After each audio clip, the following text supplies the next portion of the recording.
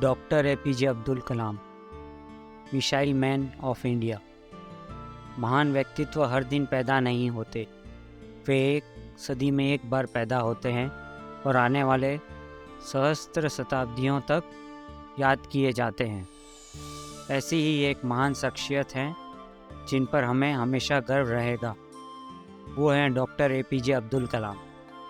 उनका पूरा नाम अवुल फ़कीर जैनुलाब्दीन अब्दुल कलाम था, जिनका जन्म 15 अक्टूबर 1931 को मद्रास प्रेसिडेंसी के रामेश्वरम में हुआ था और 27 जुलाई 2015 को शिलोंग में उनका निधन हुआ था।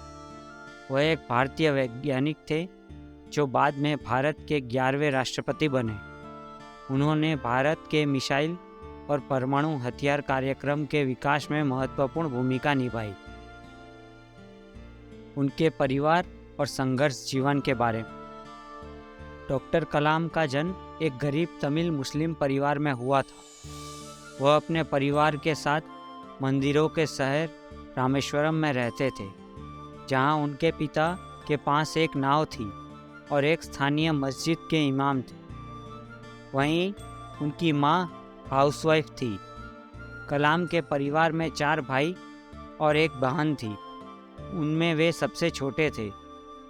कलाम के पूर्वज धनी व्यापारी और जमींदार थे और उनके पास विशाल जमीन और जायदाद थी। लेकिन समय के साथ पंबन ब्रिज के खुलने के कारण तीर्थयात्रियों को लेने ले जाने और किराने का सामान बेचने के उनके व्यवसाय को भारी नुकसान हुआ। नतीजतन डॉक्टर कलाम का परिवार अपर्याप्त हो गया था और जीवन यापन करने के लिए कड़ी मेहनत की। कम उम्र में डॉक्टर कलाम को अपनी पारिवारिक आय के पूरक के लिए समाचार पत्र बेचने पड़े। कलाम की शैक्षिक पृष्ठभूमि। हालांकि डॉक्टर कलाम के स्कूल में औसत ग्रेड थे, लेकिन वे बहुत मेहनती थे और उनमें सीखने की बहुत इच्छा थी। उन्होंने अध्ययन में बहुत समय बिताया और गणित में उनकी विशेष रुचि विकसित हुई। डॉक्टर कलाम ने अपनी प्रारंभिक शिक्षा पूरी करने के बाद सेंट जोसेफ कॉलेज तिरुचिरापल्ली चले गए। सेंट जोसेफ कॉलेज से उन्होंने 1954 में भौतिक में स्नातक किया। वह 1955 में मद्रास इंस्टीट्यूट ऑफ टेक्नोलॉजी में एरोस्पेस इंजीनियरिंग का अध्ययन करने के लिए मद्रास चले गए। डॉक्टर कलाम 1960 में डीआरडीओ के वैमानिक विकास प्रतिष्ठान में एक वैज्ञानिक के रूप में शामिल हुए। उनके करियर की शुरुआत एक छोटा एयरक्राफ्ट डिज़ाइन करने से हुई थी। हालांकि वह डीआरडीओ में नौकरी के अपने चुनाव से आश्वस्त नहीं थे। डॉक्टर कलाम को 1969 में इसरो में स्थानांतरित कर दिया गया था, जहां वे भारत के पहले उपग्रह वाहन प्रक्षेपण के परियोजना निदेशक थे। उपग्रह वाहन में रोहिणी उपग्रह को जुलाई 1980 में पृथ्वी के निकट की कक्षा में सफलतापूर्वक तैनात किया। डॉक्टर कलाम को 1970 से 90 के दशक के बीच सरकार की एलवी और एसएलवी परियोजनाएं प्राप्त हुई। उन्होंने प्रोजेक्ट डेविल और प्रोजेक्ट वेलिएंट जैसी 2 परियोजनाओं का निर्देशन किया, जिसका उद्देश्य सफल एसएलवी कार्यक्रम की प्रौद्योगिकी से बैलिस्टिक मिसाइल विकसित करना था।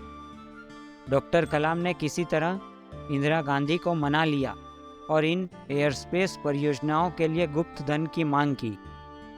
उनके शोध और अपार ज्ञान ने उन्हें और देश को 1980 के दशक में एक बड़ी ख्याति दिलाई। इसके बाद डॉक्टर कलाम 1992 में रक्षा मंत्री के वैज्ञानिक सलाहकार बने और सरकार के प्रधान वैज्ञानिक सलाहकार के पद पर पदोन्नत होने के पहले 5 साल तक उसी पद पर रहे। देश के 1998 के परमाणु हथियारों के परीक्षणों में उनकी विशाल भूमिका ने भारत को एक परमाणु शक्ति से रूप में मजबूत किया। डॉक्टर कलाम अब एक राष्ट्रीय नायक बन गए थे। जिन्हें आने वाले युगों तक याद रखा जाएगा। हालांकि उनके द्वारा किए गए परीक्षणों से अंतर्राष्ट्रीय समुदाय में भारी खलबली मच गई। डॉक्टर कलाम ने टेक्नोलॉजी विजन 2020 नामक एक राष्ट्रव्यापी योजना सामने रखी, जो उनके अनुसार 20 वर्षों में भारत के कद को एक विकासशील से विकसित राष्ट्र में बदलने का एक शानदार तरीका था। इस योजना ने उन्नत प्रौद्योगिकी को अपनाकर स्वास्थ्य सुविधाओं का विस्तार करके और जनता की शिक्षा पर जोर देकर राष्ट्र की प्रगति की कल्पना की। डॉक्टर कलाम भारत के 11वें राष्ट्रपति के रूप में। सर कलाम भारत के 11वें राष्ट्रपति बनने के हकदार थे। 25 जुलाई 2002 से 25 जुलाई 2007 तक की उनकी कार्यकाल अवधि 2002 में भारी मतों के अंतर से राष्ट्रपति चुनाव जीतकर हासिल की गई थी। राष्ट्रीय जनतांत्रिक गठबंधन ने उन्हें राष्ट्रपति पद के लिए नामांकित किया और इसे समाजवादी पार्टी और राष्ट्रीय कांग्रेस पार्टी ने समर्थन दिया। उन्हें प्यार से लोगों का राष्ट्रपति कहा जाता था, क्योंकि उन्होंने लोगों के कल्याण के लिए और पूरे देश में अनगिनत काम किए थे। वह निर्णय लेने और उन्हें लागू करने के लिए काफ़ी बहादुर और साहसी थे। भले ही वह कठिन या संवेदनशील या अत्यधिक विवादास्पद हो। 2005 में बिहार में राष्ट्रपति शासन लगाने के लिए सबसे चर्चित राष्ट्रपति शासन में से एक बन गए थे। डॉक्टर कलाम ने एक बार और पद संभालने की इच्छा व्यक्त की, लेकिन बाद में अपना विचार बदल लिया। कार्यकाल से विदाई लेने के बाद वह स्थानांतरित हो गए और शिलोंग में भारतीय प्रबंधन संस्था में अतिथि प्रोफेसर के रूप में अपना कैरियर शुरू किया। उन्होंने अन्ना विश्वविद्यालय तमिलनाडु में एरोस्पेस इंजीनियरिंग प्रोफेसर के रूप में कार्य किया। उन्होंने अपनी उपस्थिति और ज्ञान से Indian institute of Indore, Indian institute of Bangalore जैसे शिक्षण संस्थाओं को भी रोशन किया। सर कलाम ने भारतीय अंतरिक्ष विज्ञान और प्रौद्योगिकी संस्थान तिरुवनंतपुरम के चांसलर के रूप में कार्य किया। डॉक्टर कलाम का निधन। डॉक्टर अब्दुल कलाम हमारी तरह ही एक नश्वर इंसान थे, लेकिन देश के लिए अपने योगदान के लिए वह लोगों के दिलों में अमर रहे। डॉक्टर एपीजे अब्दुल कलाम का 83 साल की उम्र में निधन हो गया। वह पूरे देश के लिए चौंकाने वाली खबर थी, क्योंकि एक पवित्र आत्मा हमें हमेशा के लिए छोड़कर चली गई। अब्दुल कलाम IIM शिलोंग में एक कार्यक्रम में युवाओं के लिए भाषण देते हुए भाषण के बीच में ही उन्हें कार्डियक अरेस्ट हुआ और वे गिर पड़े। हालांकि उन्हें शिलोंग के सबसे अच्छे अस्पताल में भर्ती कराया गया, लेकिन डॉक्टर उन्हें नहीं बचा सके। डॉक्टर एपीजे अब्दुल कलाम के लेखन। डॉक्टर अब्दुल कलाम एक ऐसे व्यक्ति थे जो न केवल एक महान राजनीतिक नेता थे, बल्कि एक अच्छे शिक्षक और लेखक भी थे। उनके पास कई नाजुक गुण और दूरदर्शी थे। उन्होंने हमेशा देश के विकास के लिए एक उत्कृष्ट सपना देखा और महसूस किया कि युवा क्रांति ला सकते हैं। अपने विश्वविद्यालय के करियर के दौरान उन्होंने अपने प्रेरणादायक भाषण और जबरदस्त दूरदर्शी लोगों के माध्यम से कई छात्रों को प्रेरित किया। इसके अलावा डॉक्टर कलाम एक महान लेखक थे। उन्होंने कई पुस्तकें लिखी हैं जो मुख्य रूप से राष्ट्र के सशक्तिकरण के लिए हैं। उनका इंडिया 2020 का निर्माण हमारे लिए एक उपहार की तरह था और उनके पास भारत को सुपर पावर बनाने की सभी रणनीतियाँ थी।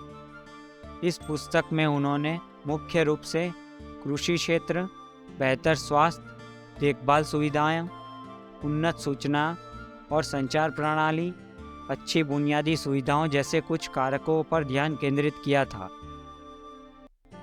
डॉक्टर कलाम के अनुदान और उपलब्धियां। उनके कार्य ने उन्हें सरकार से 3 महान सम्मान प्रदान किए। भारत के विशेष रूप से पद्म भूषण, पद्म विभूषण और भारत रत्न। साल 1997 में कलाम को राष्ट्रीय एकता के लिए इंदिरा गांधी पुरस्कार से भी नवाजा गया था।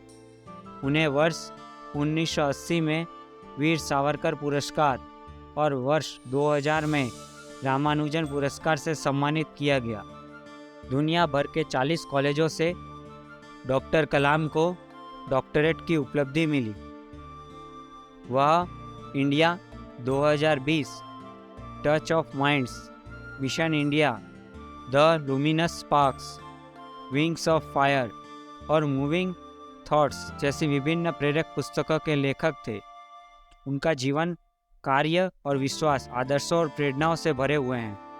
वह अनंत काल तक हमें प्रेरणा देते रहेंगे।